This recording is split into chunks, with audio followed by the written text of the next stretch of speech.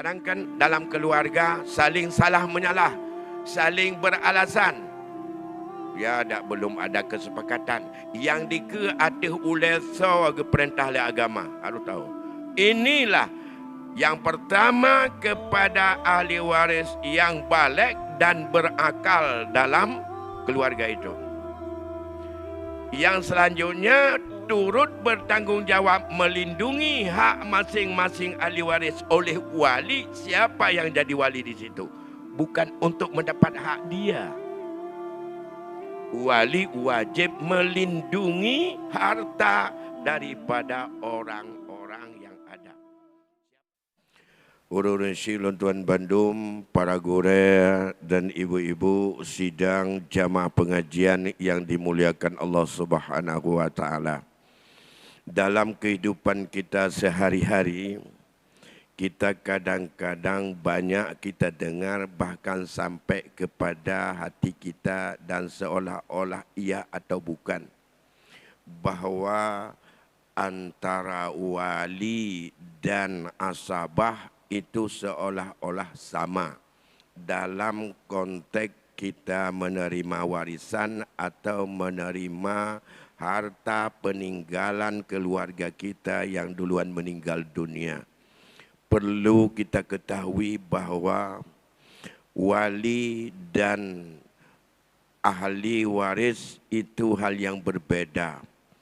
Ahli waris terdiri daripada orang yang telah Allah sebutkan dan Allah berikan kadar tertentu, dan ada ahli waris yang Allah tidak menetapkan berapa besarnya, tapi ia menerima andai kata tidak ada orang-orang yang Allah tetapkan kadar dan bahagian tertentu, semuanya milik dia.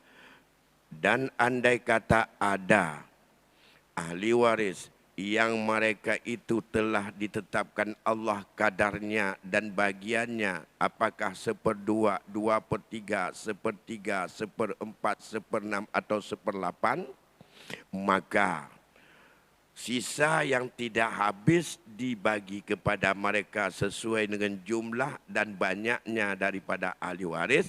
Sisanya diambil oleh orang yang disebutkan dengan asabah. Itu dalam konteks warisan. Lantas dalam konteks ini di mana kedudukan wali? Yang biasa terngiang-ngiang dalam pikiran kita, merasa begitu seorang meninggal dunia, kan aku yang walinya. Saya yang walinya. Bagaimana hubungan antara wali dengan orang yang meninggal dalam konteks hubungannya tanggung jawab terhadap harta yang ditinggalkan oleh si pewaris? Ada hubungan. Tapi tidak bisa dikatakan setiap wali itu ahli waris. Dan setiap ahli waris itu adalah belum tentu wali. Nah, yang betul, setiap wali belum tentu ahli waris. Dan ahli waris belum tentu wali. Dua-dua beda dia. Setiap dia itu wali dalam sebuah keluarga terhadap orang meninggal, apakah dia itu ahli waris? Belum tentu. Bisa ahli waris, bisa tidak. Atau sebaliknya, apakah setiap yang ahli waris itu dia wali? Belum juga tentu. Beda-beda dia. Kalau demikian, apakah berfungsi wali terhadap meninggalnya seseorang hamba Allah dalam konteks tanggung jawab di dunia yang diminta Allah oleh nanti di akhirat? Ya, jawabannya ya. Karena mengapa? Wali punya beberapa kriteria atau syarat-syarat tertentu. Kalau dalam akad nikah, wali itu harus adil, minimal tidak fasik. Selanjutnya, fungsi dalam wali dalam keluarga, ia adalah melindungi daripada anggota keluarganya. apakah yang dilindungi itu keselamatannya, kesehatannya, maupun yang dilindungi adalah hak miliknya. Juga tentang apa yang dilakukan yang menimbulkan dosa di hadapan Allah, tanggungjawab wali yang melindunginya. Maka karena wali punya fungsi melindungi, mengayomi, mendidik, dan untuk menyelamatkan, membela terhadap apa yang ada pada perwaliannya, bisa saja ia belum tentu sebagai orang yang mendapatkan warisan atau ahli waris. Karena syarat wali itu dia balik berakal. Sedangkan asabah berbeda dengan wali. Kullu man yakhuzu kullal mal indal infirat wa ya'khuzul baqi ba'da akhdhi zawil furudahum. Setiap ahli waris yang mendapatkan seluruh harta bila ia sendiri tidak ada orang yang menyambut sebagai orang yang mendapat bagian tertentu, dan ia mendapatkan sisa kalau ada orang-orang yang telah Allah tetapkan bagiannya. Berapa sisa itu dia? Itu wali. Itu asabah. Sedangkan wali bukan seperti itu. Anak kecil enggak bisa wali. Kullu man ya'kulu dan seterusnya yang kita sampaikan tadi tanpa melihat kualitasnya. Yang penting dia masih ada nyawa. Boleh pasek, boleh tidak pasek, boleh anak kecil, boleh sehat akal, boleh gila. Yang penting dia itu fungsinya sebagai orang yang menghabiskan harta atau disebut asabah. Wali tidak boleh anak kecil. Yang kedua, wali tidak boleh orang gila. Yang ketiga, wali tidak boleh kalau dia itu adalah orang yang fasik. Tidak bisa melindungi harta walinya. Nah, karena dia harus melindungi. Kalau yang diperwaliankan kepadanya itu adalah anak yang tak pandai mengurus harta, wali bertanggung jawab untuk mengurusnya. Tapi bukan memilikinya. Anak kecil harus ada wali yang mengurus harta dia. Ia gila harus ada orang yang sehat dan berakal. Ia adil silahuddin walmal untuk mengurus harta orang yang gila itu. Beri makan dia dan segala macam. Seorang yang di dalam perwaliannya ia dalam konteks harta sudah orang menjadi mubazir atau muflis, berhutang terus tanpa perhitungan kemampuan membayarnya, sehingga jumlah utang sudah sama dengan kekayaannya. Dalam hukum syariat kita, dia itu harus dihajar, harus disita, tidak boleh menggunakan hartanya lagi, duduk saja dia. Perlu makan dikasih makan, orang lain yang mengurus harta dia. Itulah wali. Kalau dia butuh baju, beli baju. Kalau dia butuh menjual barang, orang lain yang jual, dia enggak boleh memperjualbelikannya lagi. Dianggap enggak pandai mengurus harta.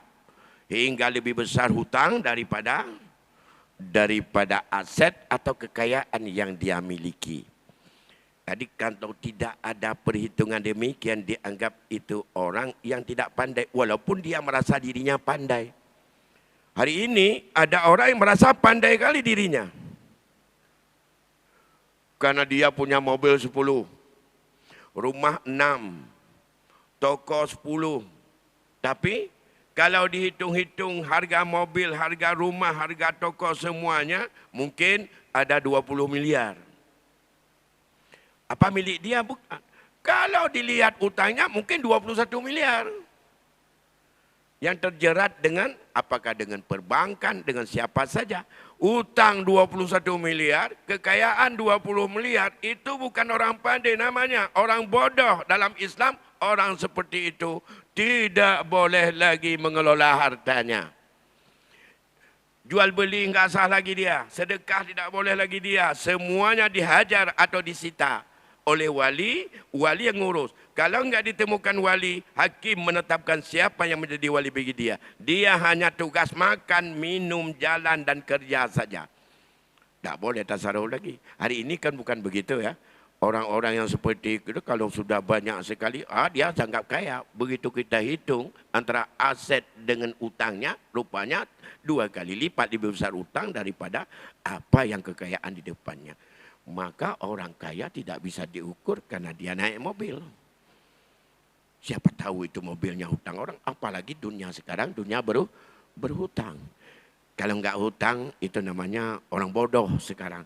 Karena dia anggap bahwa orang tidak mau main dengan hutang tidak akan menjadi orang kaya. Kaya apa? Kaya di dunia. Belum tentu di hadapan Allah itu orang kaya. Baik, saya kembali ke sana. Kalau demikian, saya enggak ceritakan siapa sebenarnya asabah. Kalau sempat nanti kita sampaikan. Kalau enggak sempat insya Allah di lain kesempatan. Andai kata terjadi dalam sebuah rumah tangga ada orang meninggal. Kemudian tidak dibagi-bagikan hartanya, yang punya ahli waris dalam keluarga itu anaknya, isterinya, ada abangnya atau ada keponakannya, siapa saja ada ahli waris. Setelah kita cari siapa ahli waris semuanya, tapi itu tidak dibagi-bagi. Pertanyaannya, perintah Rasulullah, alhiqul faraidha li ahliha.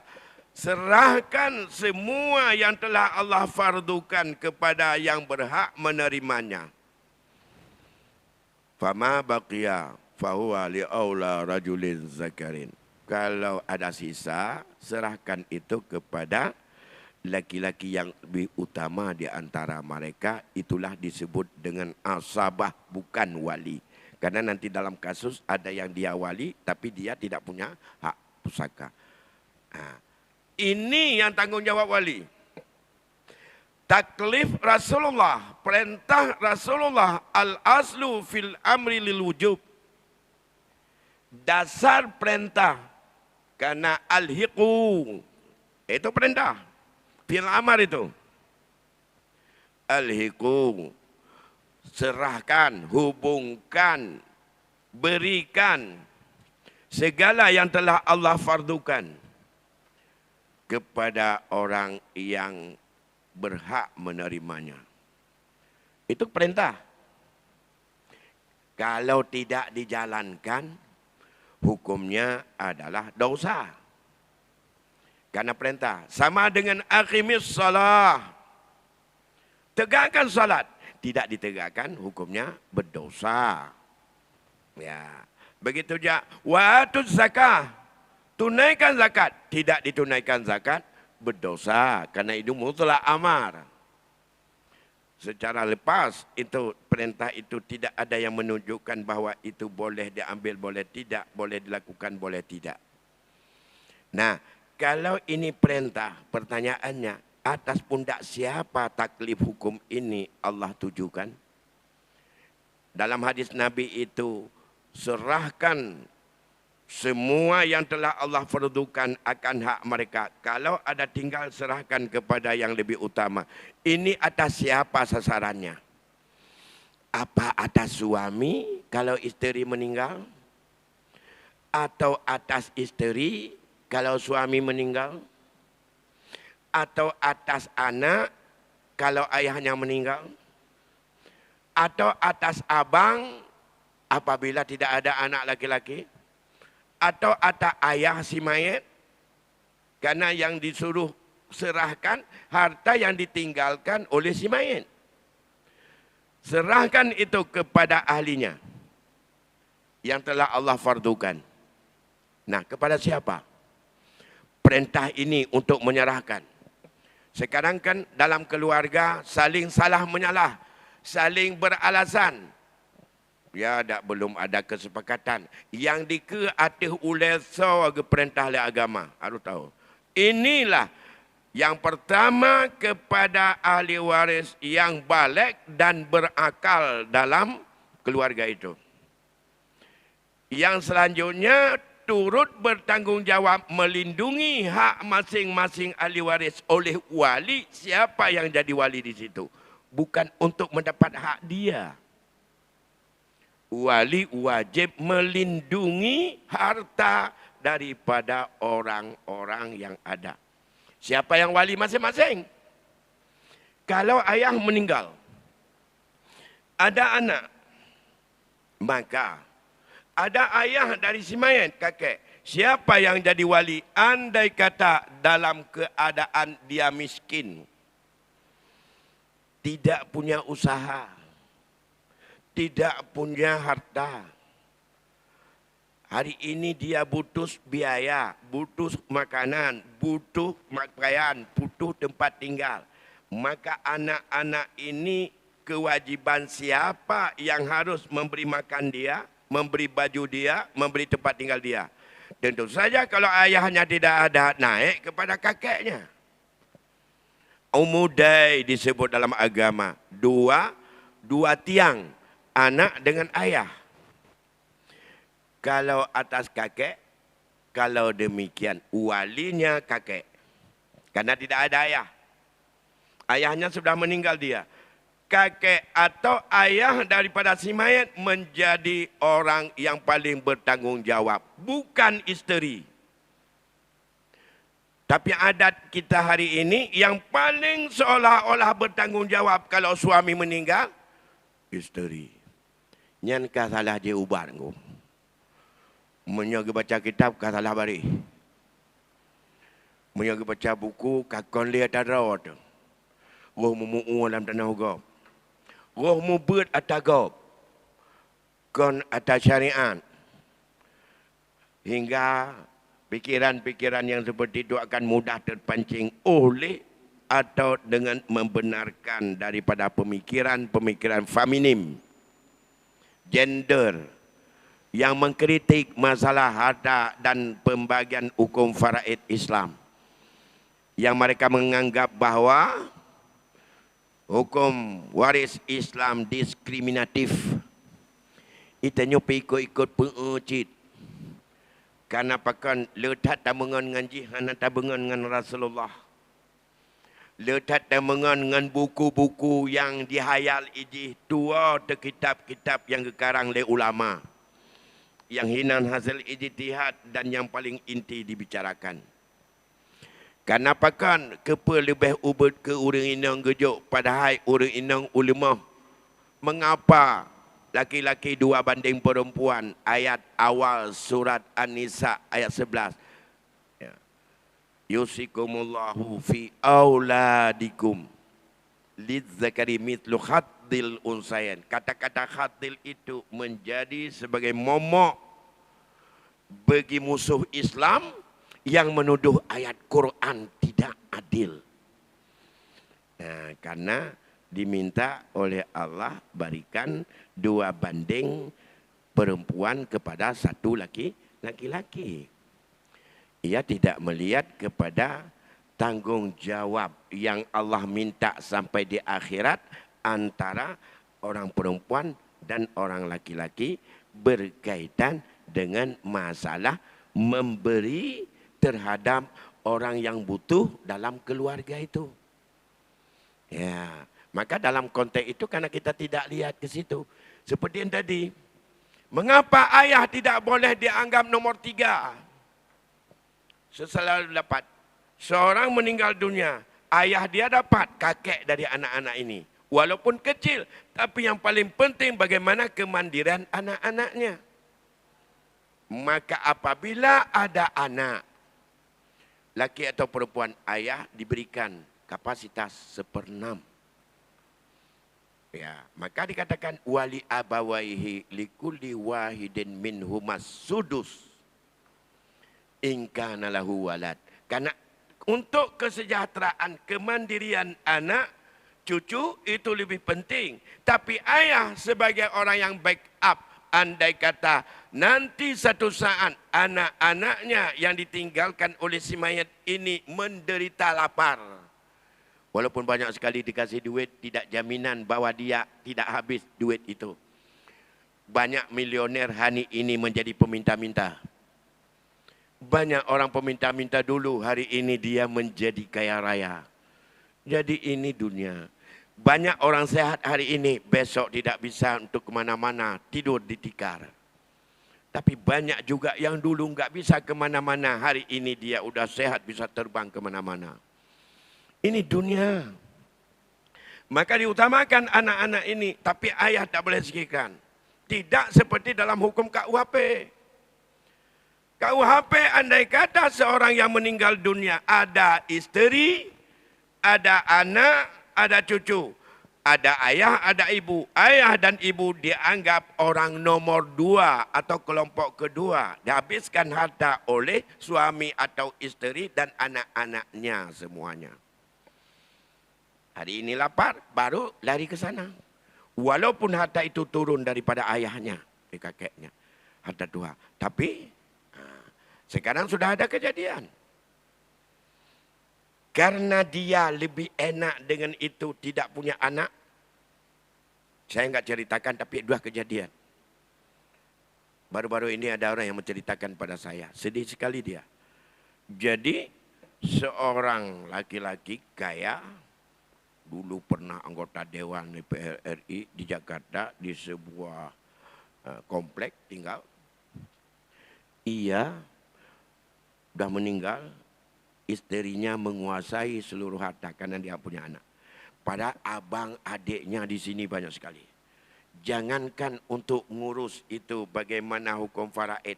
Masuk ke komplek itu sudah diseleksi oleh satpam di pintu gerbang. Atas nama orang dari Aceh bicara untuk saudara-saudara almarhum abang jangan masuk sini. Karena mengapa? Lemak dah. Yang namanya cok mandu.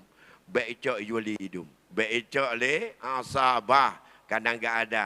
Padahal yang milik si perempuan tadi sebagai seorang isteri hanya 1/4 dari total. 3/4 milik daripada abang dan adiknya. Tapi sekarang pakai bodyguard. Rumah mahal, beberaya Jakarta tu. Ya, udah pernah sukses. Dia meninggal, minta mau lanjut. Kiban tanah pegat, minta mau lanjut. Karena diganya sudah tahu bagaimana keadaan hukum di sana. Oh, tak jawab pengadilan, bujak ayo. Pak pengadilan katanya hebat, bujak pengadilannya. Orangnya. Apalagi dia juga pakai pengadilan. Pakai pengacara juga. Pengadilannya kepada pengadilan negeri. Kita bawa pengadilan negeri memang seperti itu. Ayah, ibu potong. Tidak ada. Itu kelompok kedua. Selama ada suami atau istri dan anak-anak. Atau tidak ada anak. Suami bisa menghabiskan semuanya. Belum berpindah pada ayah dan ibu. Ini sudah ada persaingan, Pak. Kita santai di Lok Semawai duduk. Karena ya penyakit itu belum sampai pada kita.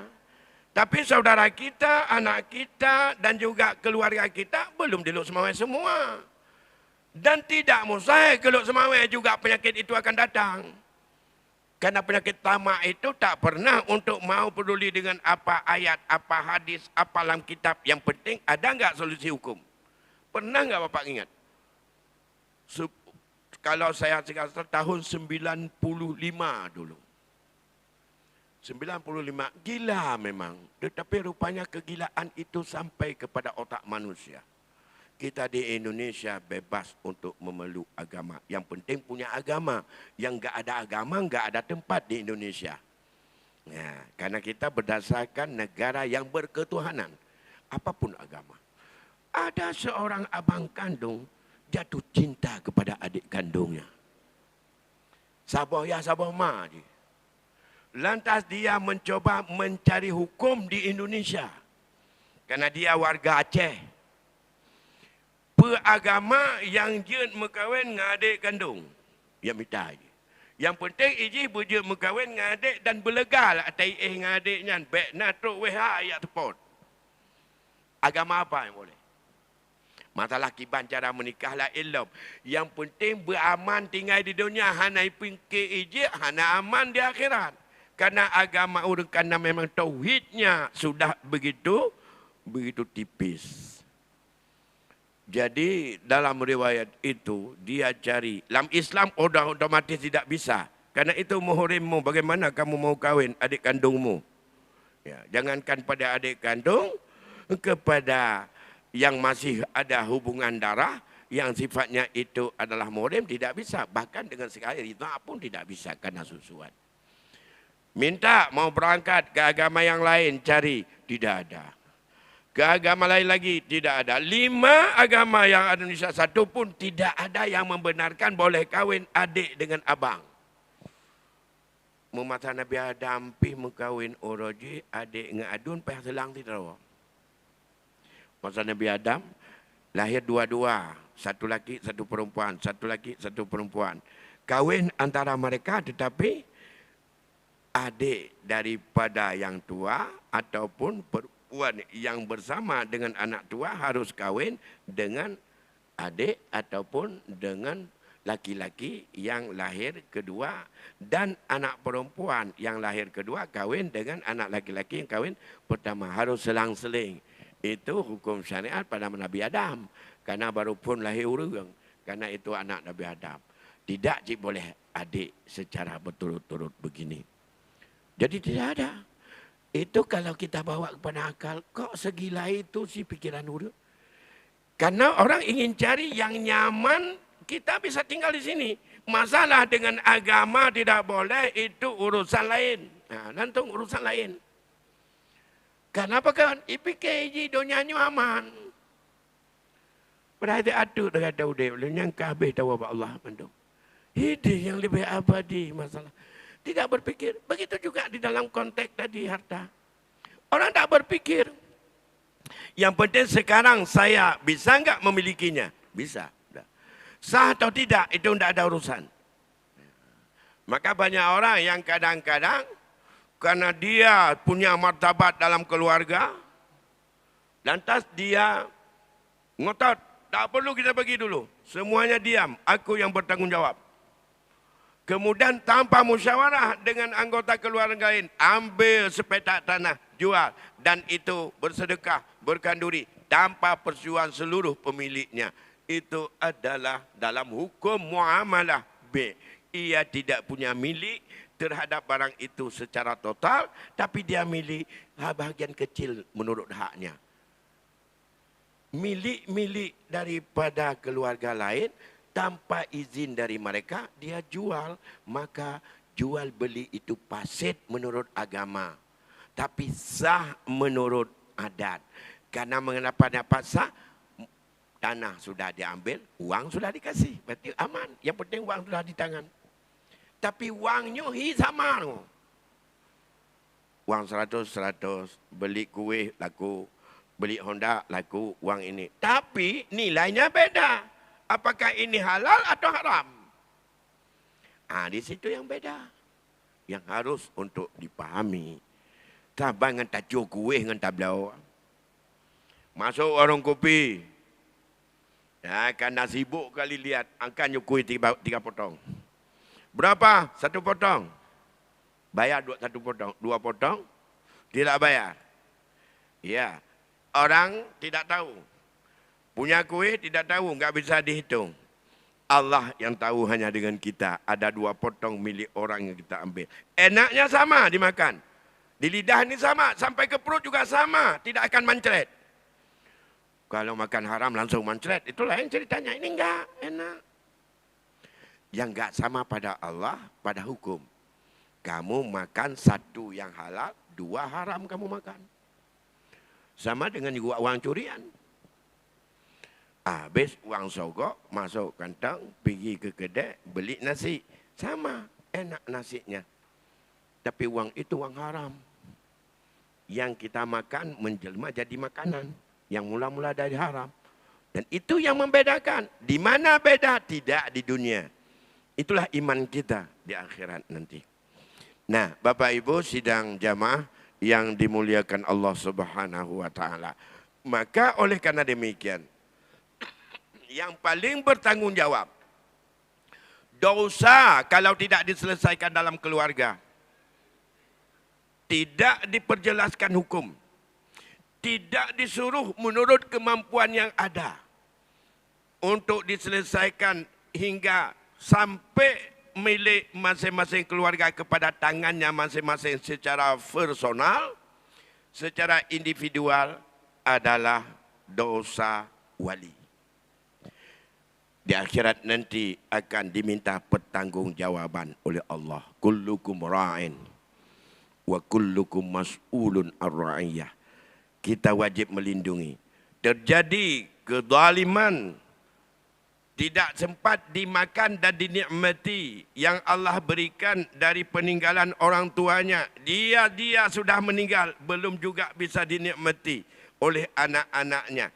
Karena itu digantung dan tidak dibagi-bagi. Maka di depan yang paling bertanggungjawab di hadapan Allah, wali dalam keluarga itu. Yang harus melindungi hak dari anak-anak ini agar hak dia terpelihara dan sampai ke tangannya. Maka siapa kita dalam keluarga yang menjadi sebagai penanggungjawab wali, lindungi harta kita.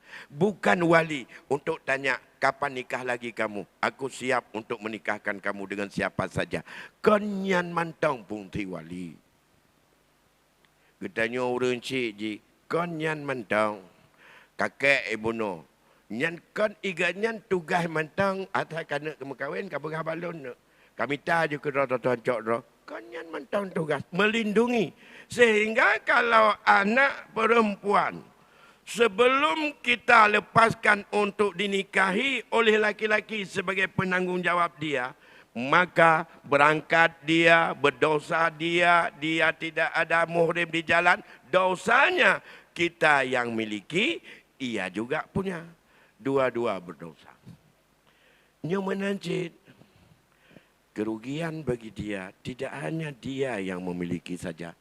Kita yang tidak ada hak apapun di situ, ikut juga merasa bahwa sekongkol mendukung untuk tidak melindungi hak daripada keluarga. Maka coba lihat dalam garis keluarga, kalau itu belum selesai, maka apakah ada peran kita sebagai penanggungjawab dalam keluarga itu? Kalau ada, silakan usaha sekuat tenaga berikan pengertian kepada mereka. Para ahli waris selesaikan. Oh sudah lama juga, sudah berkalang baki, sudah tertunda terus. Ketimbang lebih jauh tertunda, maka cepat taubat. Allah akan membuka pintu ampunan. Karena hari ini kita berusaha tidak menganggap bahwa itu adalah sudahlah. Atau jika lagian bahmenan, itu bukan bentuk penyesalan dan bukan untuk ingin kembali kepada kebaikan. Kamu lepih urangnya ke 20 tahun. Harta hana tahu.